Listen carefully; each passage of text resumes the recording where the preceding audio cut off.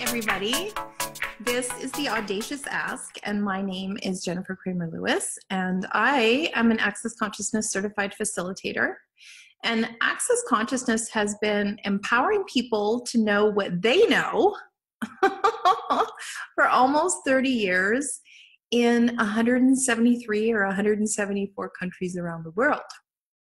And so how do you know what you know? Well, one of the words that Access Consciousness throws around is something called awareness. And so probably your parents didn't say, hey, what are you aware of when you were a little kid? They probably just were like, hey, don't do that, or hey, choose this, or here's one of two terrible choices. You can either eat your liver or you can go to bed. Which didn't honor your awareness that one, you probably weren't tired, and two, liver tastes disgusting. Unless you're one of those strange people that actually likes liver, and then you can go ahead and eat your liver.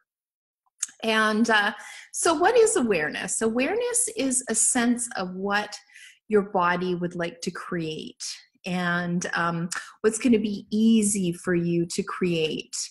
And yeah, so just stepping into that. What I notice is when something is like, you know, sloggy or hard for me, or I procrastinate about it, or like a ton of different things, I'm getting the awarenesses, like the sensations in my body of things that I could create or things that I could choose, but I'm not wanting to create or choose them. And sometimes that's resistance, and sometimes it's just not a light choice for you. And yeah, so we can talk about awareness. I think it's probably going to pop up a little bit more on this podcast. What's your audacious ask? Don't have I would like to get over the making of a website like this. Say that again. I would like to get over making a website like this. Oh, okay. Awesome. Like, you know, like getting it from the air, it goes in and stays in, and I just make it. Okay. So what would that be like if you chose that? Easy. Easy, right? Okay. So there's easy and then there's ease. Which do you choose? Right now, the easy. Right. Okay. So cool. Is it a possibility for you to have the website be easy? Yes and no. Okay. So what percentage yes and what percentage no? Just the word ease comes. Easy. Like 30. 30% easy? Yeah. Okay. Okay, so all 70% not easy. Will you destroy and uncreate all of it? Yes. Okay, good and bad, right and wrong, pod and poc, all nine, boys, shorts, and beyonds. So that's more business elegance. So who do you know that creating websites is easy for them? I have some friends. Okay, and so this one is just right now, it's on me. I got a task that I have to practice how to do with Wix. Mm-hmm. And what is usually overwhelming for me is that I don't really have a picture of a website for my stuff that I would like to sell on it. So the formats, there are a lot of formats, and the volume is overwhelming to choose from. So I spend a lot of time, and after a while I just get frustrated, like, okay, fuck it, like I don't want to deal with it. Cool. So what's the deadline for having this finished? Deadline not really, but you know, by the end of October it would be nice to have you know, like almost ready to launch. So is that ease for you to spend an entire month doing something that you don't love? No. But I got the idea also, you know, that there is this website that I can hire someone for $5 to $35, makes the website, and then I can change anything I want on it. Right. So Right. And then also, what we were talking about earlier, like, would you be willing to have someone show up who will do the website for you? It's easy for them. They can do it in their sleep. They want to do it because it's fun for them. And without any point of view of exchange. What does that mean? Well, point of view of exchange. Okay, so exchange is, I do this website for you and you give me something that I want. Mm-hmm. Yeah. So what if they just did it for you? Well, that would be my dream come true. But it would be sort of fantasy, right? Not necessarily. I can do dream come true. Okay, cool. What did you just say? I can do dream come trues. Yes, cool. So everything that doesn't allow you to do the dream come true, without having to do anything, will you destroy and uncreate it? Yes. Okay, good and bad, right and wrong, pod and poc, online, boys, shorts, and beyonds. This was something that I was like, how do you get people to do stuff for you without an exchange? And it was interesting. I was at facilitators training for access consciousness. And both Gary and Dane, I got both barrels. They were like, what is this exchange that you're talking about? Uh-huh. And I was like, well, I mean, you do this thing and then you get paid for it. And they were like, oh. They were like, well, what if that isn't how it goes? And are you willing to just have people do stuff for you and have no exchange? And are you willing to do stuff badly and still get paid for it? Yeah, you know, I got that a lot of times, and lately it comes like I start to feel guilty that people are doing stuff for me. Cool. Because a lot of people don't see the energetic contribution that I am to them. So it's like I always have to keep in mind, but hey, this is what I'm doing for you. I support you this way or that way. Mm-hmm.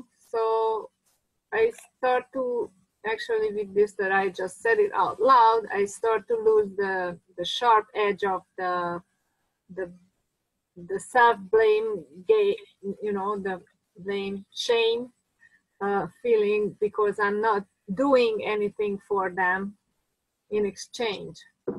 Just right. Like create that they are making it for me. Right. Cool. So, where are we going to go with this? So what's exchange to you, Tunda? No right answer. It's usually some physical object. Cool. Or services for services for money, or a physical object for sale. Truth? Yeah, or I do this for you, you do that for me. And here in America, it's like, it's a everyday thing. In Europe, or let's just say the Hungarians, they don't do it like that. You know, it's like, hey, you're like family, and I just do it because I love you.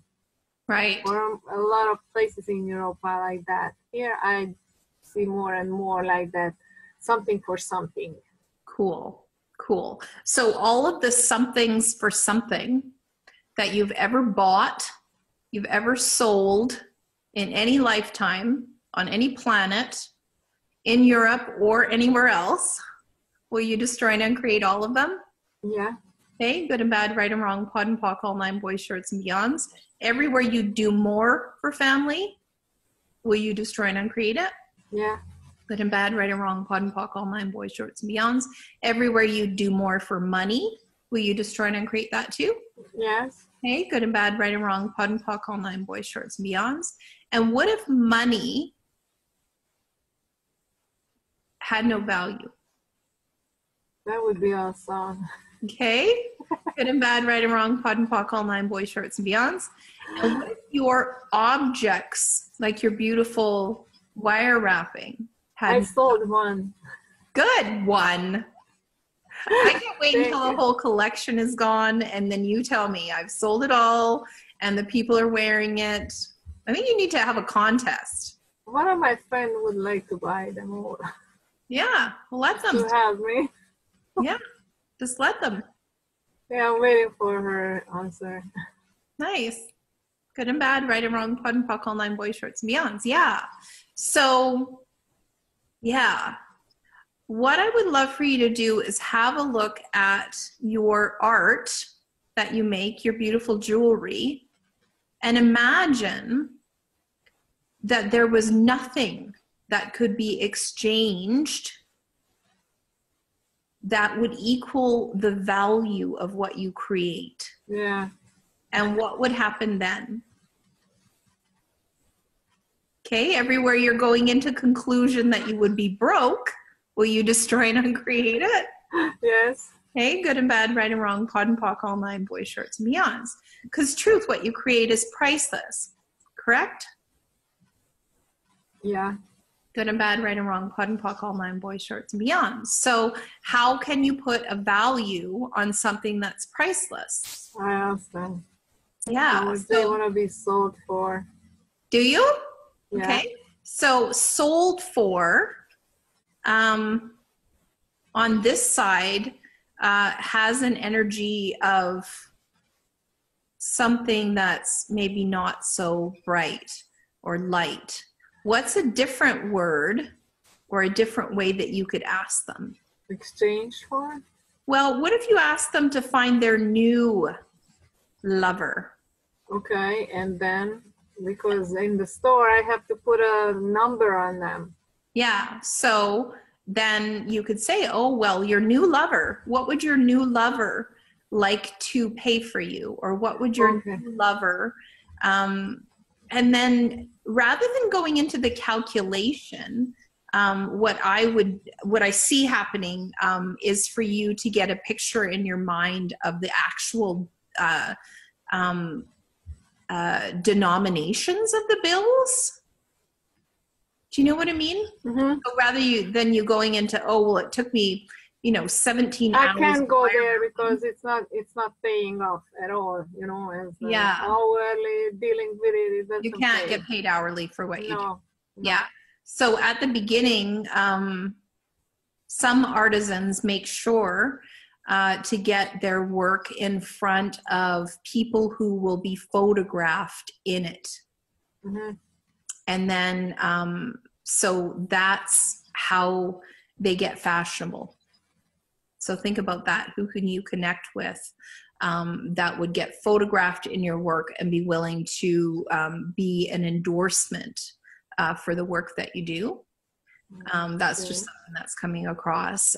Any sort of artist, if you can get your work in places where it's getting press, that's huge.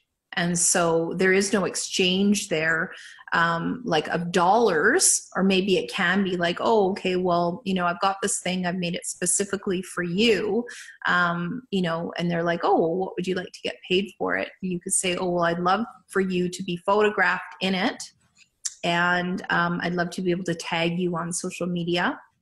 And so it's like, what leapfrog, this is what I'm seeing, is a leapfrog and then a star. So just ask your creations, what's the leapfrog? Where do you go so that you can shine?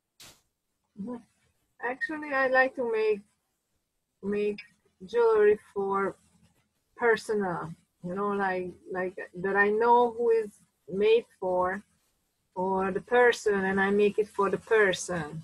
Yeah. So I just well, that's a lot of the design.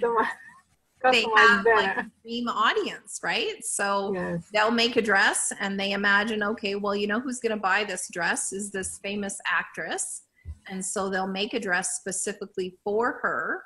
And then what happens after that is everybody wants to buy it, right? I mean, that's what happens on the Grammys, and the Oscars. So imagine that you are a jeweler to people who wear your jewelry to events, and then, reverse engineer that, make the jewelry for the event.